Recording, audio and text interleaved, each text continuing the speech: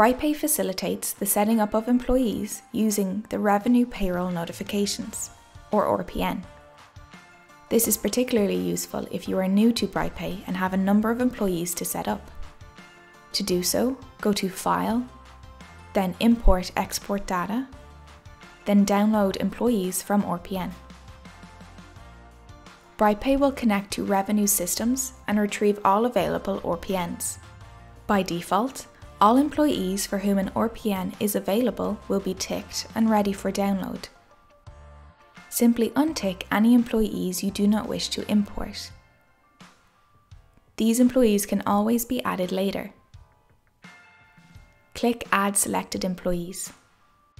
Employee records will now be created for the selected employees, which can be accessed within the Employee tab. It is important to note that BrightPay can only bring across information which is found within the RPN, meaning that additional information may need to be added manually.